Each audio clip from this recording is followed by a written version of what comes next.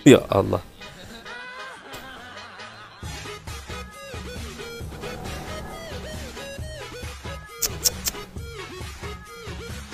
Sampai tanah Kota Tarim pun ya dibuat guling-guling teman-teman, dengan anggapan apa ya, mustahil ya kalau tidak punya anggapan bahwa tanah Tarim itu mengandung keberkahan.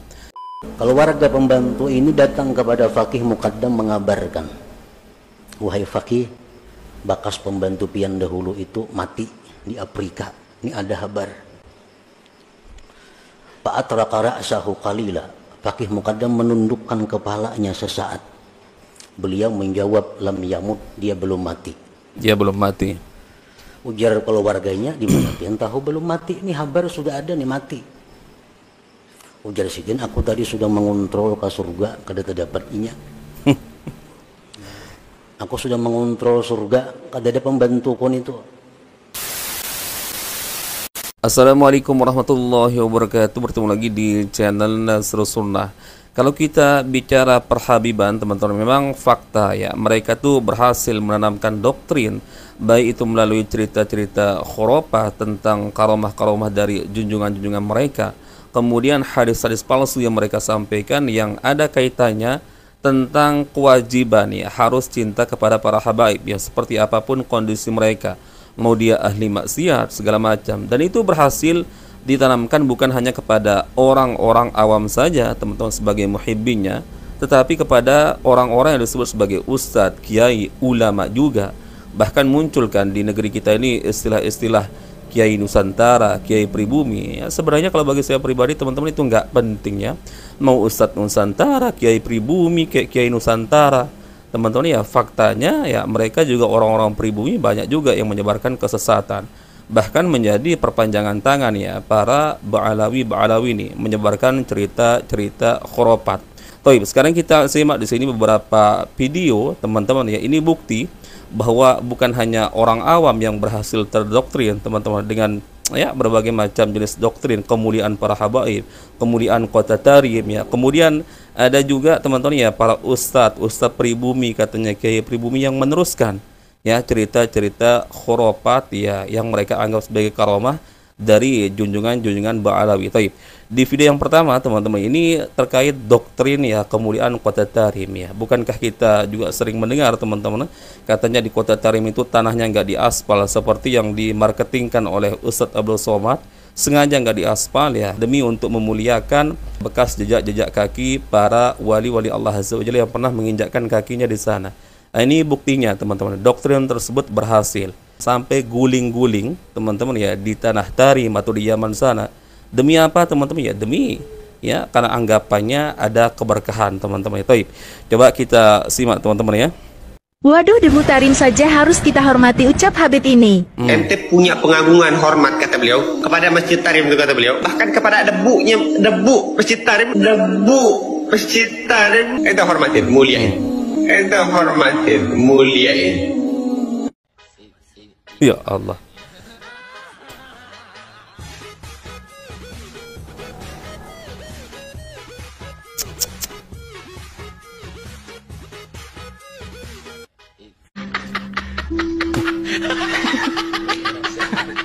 Ini bukti teman-teman ya, salah satu keberhasilan dari Ba'alawi mendoktrin orang-orang awam ya, sampai tanah Kota Tarim pun ya dibuat guling-guling teman-teman, dengan anggapan apa ya, mustahil ya kalau tidak punya anggapan bahwa tanah Tarim itu mengandung keberkahan. Ya ini tidak lepas dari doktrin-doktrin para kabib teman-teman yang terus didengungkan teman-teman. Kemudian para kabib-kabib ini juga dibantu oleh ustadz-ustadz yang katanya pribumi ya, dibantu untuk mempromosikan kemuliaan Kota Tarim yang sengaja tidak diaspal demi untuk memuliakan jejak-jejak kaki para wali. Bahkan sampai tanah Tarim ini diperjualbelikan teman-teman ya. Coba kalian bisa cek di Shopee ya, dengan berbagai macam varian harga, dari mulai botol kecil ya, sedang sampai botol besar, dan itu dijual dengan sampai harga jutaan rupiah teman-teman. Kemudian promosi kiswah palsu yang katanya kiswah penutup makam Nabi teman-teman, dan banyaklah peninggalan-peninggalan Rasulullah katanya teman-teman, artefak, itu semuanya palsu semua teman-teman. Dan sekali lagi saya katakan ini tidak lepas karena ada bantuan ya, dipromosikan ya oleh orang-orang yang katanya ustadz-ustadz atau kiai-kiai pribumi, teman-teman. Ini miris. Nah, di video yang kedua ini saya katakan teman-teman, bukan hanya orang awam, ya, tapi orang-orang yang disebut sebagai ustadz, kiai pribumi juga membantu tersebarnya ya doktrin-doktrin sesat para Habib Ba'alawi. Nah, di sini ada guru Bakhit, teman-teman. Ini beliau menceritakan tentang Al-Faqihil Muqaddam. Ini kan persis seperti cerita-cerita para Habib Ba'alawi. Jadi ya kisahnya teman-teman, ya, pembantu dari Al-Faqihil Muqaddam ini kalau nggak salah berhenti bekerja, kemudian pergi ke Afrika. Tidak lama teman-teman ada informasi bahwa ya bekas pembantu dari Al-Faqihil Muqaddam tersebut meninggal dunia. Ya, kemudian yang Al-Faqihil Muqaddam seketika itu menundukkan kepalanya seperti ini, ya, menundukkan kepala seperti ini lalu terbangun lagi. Ya, lalu dia mengatakan, barusan aku cek di surga nggak ada, katanya. Ya, barusan aku cek pembantuku di surga ternyata nggak ada.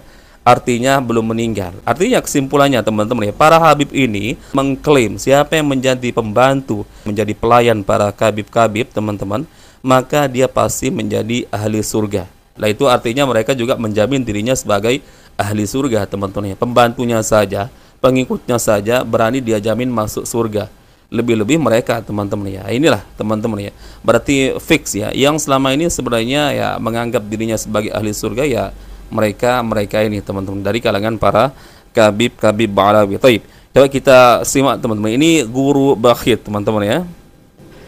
Ada keramat daripada beliau yang disebutkan bahwa beliau ada mempunyai seorang pembantu. Pembantu beliau ini suatu hari berangkat ke Afrika. Berapa lama di Afrika, datang kabar kepada keluarganya bahwa pembantu Faqih Muqaddam itu meninggal dunia.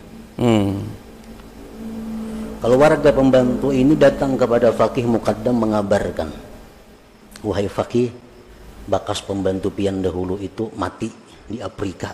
Ini ada kabar. Fa'atraqa ra'sahu qalila. Faqih Muqaddam menundukkan kepalanya sesaat. Beliau menjawab, lam yamut, dia belum mati.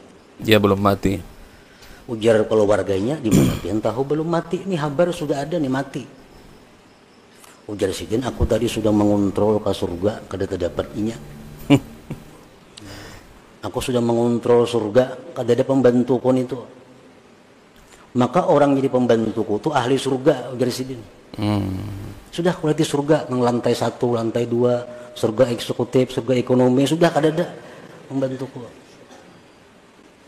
Berapa lama kemudian muncul, kayak hidup juga ya masih sekalinya. Nah, ini salah satu karamat daripada Faqih Muqaddam.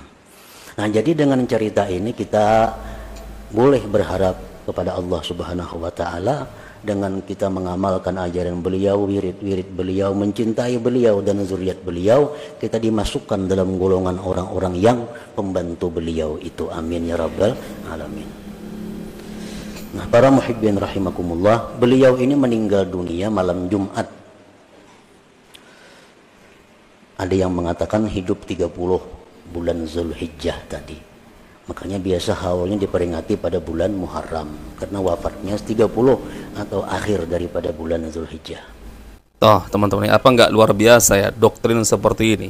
Ya pantas teman-teman bagi orang-orang awam terutama, atau mungkin para ustadz, para kiai yang mungkin ya percaya ya dengan kehaluan-kehaluan seperti ini, cerita-cerita khurafat seperti ini, ya mereka akan terdoktrin.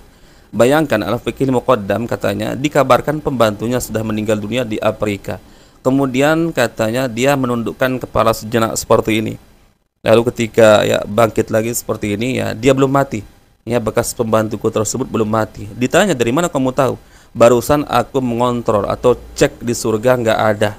Teman-teman, ya. Artinya teman-teman, kalaupun pembantunya mati, pasti dia melihatnya di surga. Ya, ketika dia menunduk seperti ini.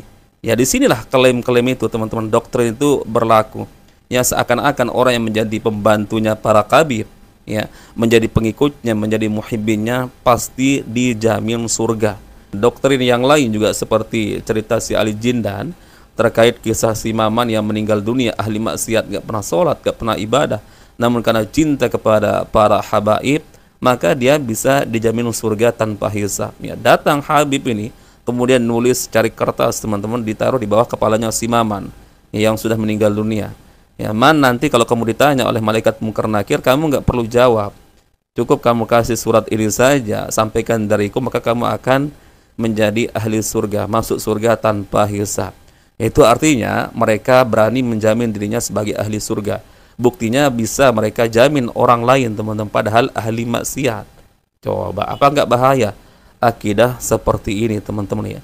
Rasulullah saja, teman-teman, menjamin di antara beberapa para sahabatnya, beberapa sahabat loh, nggak semua sahabat, di antaranya 10 orang sahabat, itu berdasarkan wahyu, bukan ujuk-ujuk keluar dari hawa nafsu Rasulullah, ya kemudian tiba-tiba menjamin satu-satu di antara para sahabatnya, kamu akan menjadi ahli surga, kamu akan menjadi ahli surga. Enggak, itu berdasarkan wahyu, teman-teman ya. Lah ini Habib berdasarkan apa kok bisa menjamin orang lain masuk surga, teman-teman? Ya Allah ya, kapan negeri kita ini terbebas, teman-teman, dari perbudakan ya, dengan embel-embel agama seperti ini. Ini yang paling bahaya. Ya, ini melalui metode agama, teman-teman, dan itu sangat efektif ya di negeri kita ini. Ia memanfaatkan ya keawaman dari saudara-saudara muslim kita yang lain, teman-teman. Baik ya, semoga ini bermanfaat, teman-teman, sebagai sharing-sharing kita di video kali ini.